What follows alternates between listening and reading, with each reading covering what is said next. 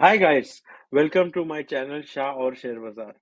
In the part 1 of the Technofunda analysis, we discuss about what is Technofunda analysis, how is it useful, how it has worked in past, and how we can use it to benefit in future from it. Now, in part 2 of this concept, I'll be sharing with you the steps you can take in order to perform Technofunda analysis. So stay tuned and enjoy it. This. So how do we do techno funda analysis? Step one, बहुत easy है। हम लोग normally क्या करते हैं, share ढूंढने के लिए हम स्क्रीनर पे जाते हैं और फिर मार्केट कैप आरओई आरओसी से देखते हैं। अब ये समझे कि जो फिगर्स आप लोग स्क्रीन कर रहे हैं ये पास्ट में हो चुके हैं। It does not tell us anything about the future, right? तो a better way of starting to screen a stock is through charts. और चार्ट में आप मंथली चार्ट देखिए, वीकली और डेली मत देखिए। मंथली इसलिए क्योंकि मंथली और वीकली जो है ये इंस्टीट्यूशनल इन्वेस्टर और बहुत बड़े इन्वेस्टर्स का चार्ट है। ये चार्ट पे कैंडल खाली इन लोग बना सकते हैं। तो अगर कोई स्टॉक में आपको बुलिश ट्रेंड दिख रहा है वीकली और मंथली, एक लॉन्ग टर्म ट्रेंड, मतलब बॉस कुछ तो बात है इसमें। वो पॉइंट है क्यूरियोसिटी जगाने का। आपने अगर क्यूरियोसिटी जगा ली, उसके बाद आपको एक लिस्ट बनानी होगी। And you make a list as per the market cap of those companies, right? जो जो अप ट्रेंड में है उसकी एक लिस्ट बनाइए मार्केट कैप के हिसाब से, और lowest to highest. But don't select companies below 5,000 crore. Reason being ये स्टॉक्स में लिक्विडिटी कम होती है बहुत। इसमें प्रमोटर की होल्डिंग भी ऊपर नीचे होती है, काफी सारे ऑपरेटेड स्टॉक्स भी होते हैं।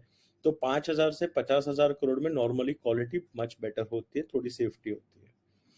बट वेरी इंपॉर्टेंट कि अगर हम रिटेल इन्वेस्टर, अगर मेरा कैपिटल 20 लाख 50 लाख 1 करोड़ 5 करोड़ है, तो the ideal place to get into is in companies with market cap below 50,000, for the simple reason it's much easier for a business to get a valuation from 20, bump the valuation from 25,000 crores to 1 lakh crores।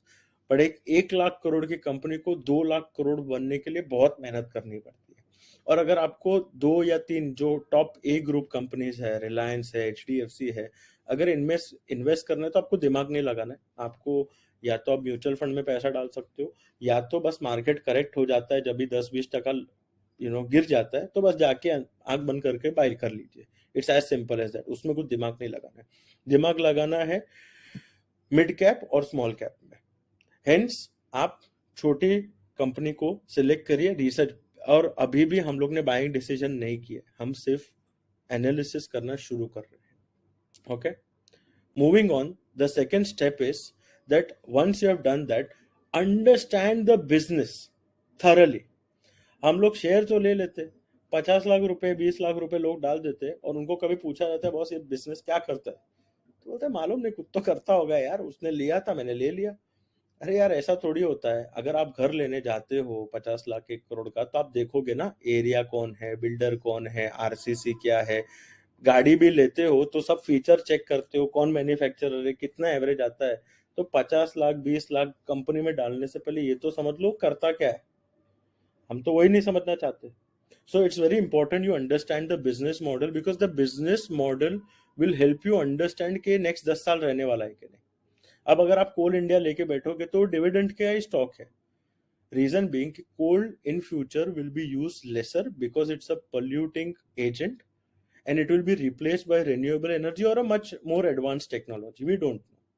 Hence it is very important to understand कि वो धंधे का business model क्या है।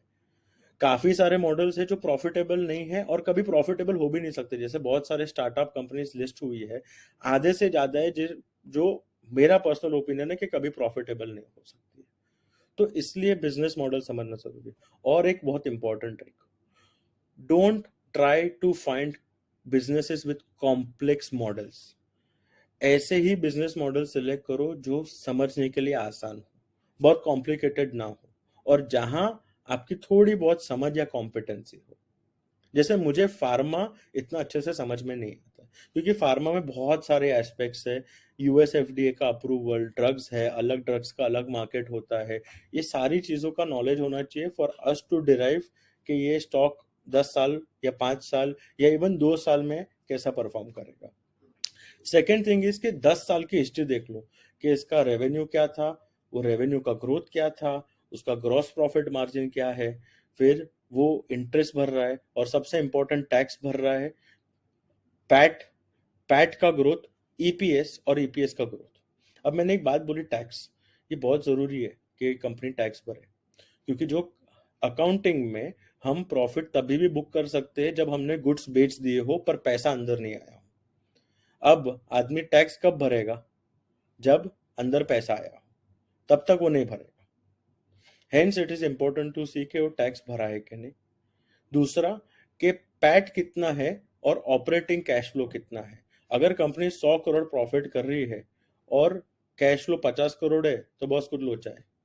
या तूने 100 करोड़ का profit किया पर कैश खाली 50 करोड़ का है, मतलब या तो तू पूरा धंधा उधार पे चला रहा है या तो कुछ प्रॉब्लम है, there is some issue, right. So these are the small things that you have to take care. Then it is very important to predict and understand why this company will be there for next 10 years. As I said, Coal India may or may not be after 10 years, but we all know Coke, Pepsodent, Colgate will be there for next 20 years क्योंकि उसका कोई replacement नहीं, अभी तो नहीं है at least, right. दूसरा, management भी गाइडेंस, देखिए मैनेजमेंट बहुत के पास सबसे बेटर अंडरस्टैंडिंग होती है उनके बिजनेसेस की, और वो आके खुद ही बता रहे कि बॉस हमारा बिजनेस कैसा करेगा, क्यों करेगा, क्या करेगा। यस, कुछ चीजें वो बताते, कुछ चीजें नहीं बताते, बट एक डिसेंट अंडरस्टैंडिंग उससे मिल जाएगी। और ब्रोकर रिपोर्ट्स, देख बहुत सारी एजेंसीज फ्री में ब्रोकर रिपोर्ट्स निकालती है। ब्रोकर रिपोर्ट कुछ नहीं करता है, बहुत सारी इंफॉर्मेशन एक जगह पे एनक्लोज करके आपको देते हैं, which saves a lot of time. So you should also understand what institutions are thinking. It will help you to look at those points that you might have overlooked in your own research, right. So moving on, step 3। अब अगर आपको एक ऐसा मिल गया जिसका broader monthly chart पे, weekly chart पे प्राइस में अप ट्रेंड है और फंडामेंटली भी स्ट्रॉन्ग कंपनी है, then you have a potential multibagger in your hand, right. But ये मल्टीबैगर कब होगा?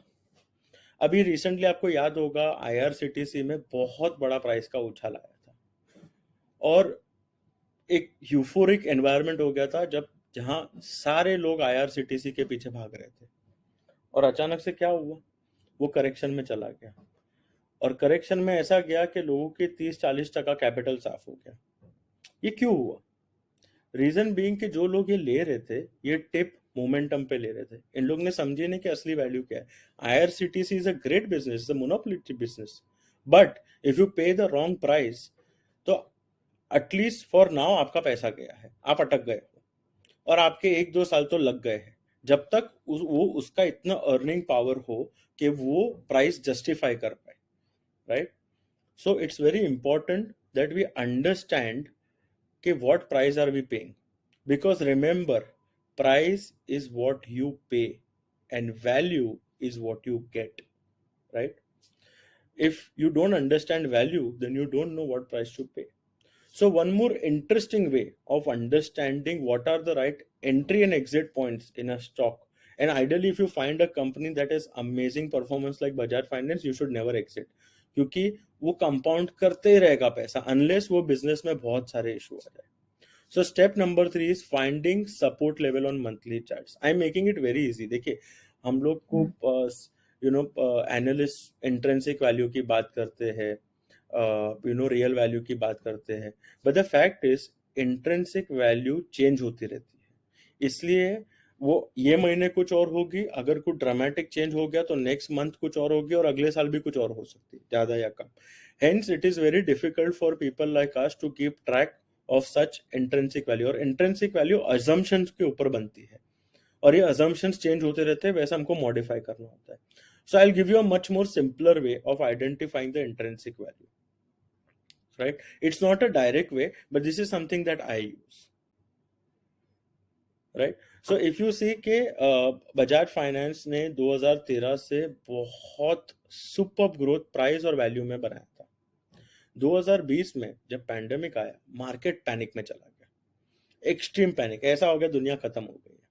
जब दुनिया खत्म हो गई, पब्लिक ने भर भर के माल बेचा, जितना माल था सब बेच दिया। अब ये पैनिक में एक इन्वेस्टर या इवन ट्रेडर के पास एक एक्सीलेंट अपॉर्चुनिटी थी। अगर आप वैल्यू समझते तो आप ये समझते थे कि 2,000 रुपये जो सपोर्ट भी है, जैसे ये चार्ट में दिख रहा है, is a great price for next 10-15 years cash flow that Bajaj finance will generate. और अगर आपने वो लिया होता तो आपने कम से कम 300% रिटर्न बनाया होता अब तक। हेंस सपोर्ट लेवल ये भी रिप्रेजेंट करता है कि ये पॉइंट से लास्ट टाइम इंस्टीट्यूशनल ने बाइंग किया था, ये उनका भी एक रेफरेंस पॉइंट है। देखिए, price to earnings, price to book, ये सारी चीजें ना सेंटिमेंट को रिप्रेजेंट करती है।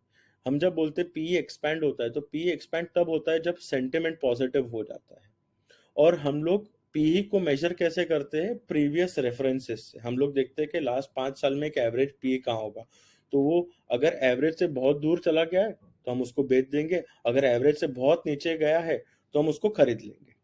सो सिमिलरली, अगर आप मंथली चार्ट पे कोई बड़ा सपोर्ट होगा, so that most likely will be a place where you will find this companies at a very reasonable price, और यहाँ इंस्टीट्यूशनल का भी बाइंग आएगा।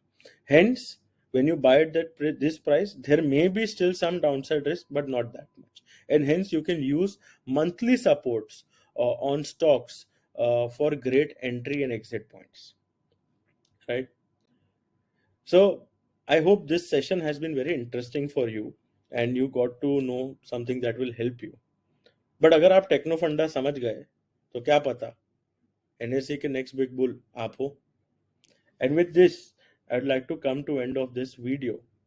But in the next video, I'm going to discuss about which companies to avoid and what are the red flags in a company that we should always look for before we invest, ताकि हम ऐसी company में पैसा ना डालें जो scam करती हो, डूबती हो या हमसे झूठ बोलती हो।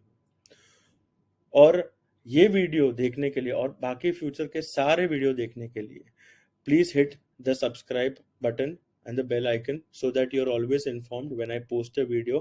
And believe me, I'll keep on posting videos on interesting concepts, research of companies, some tricks, and even how we can use psychology in stock market. Thank you so much for joining to this video. I hope you enjoyed. And if you have any questions, please put them down in the comment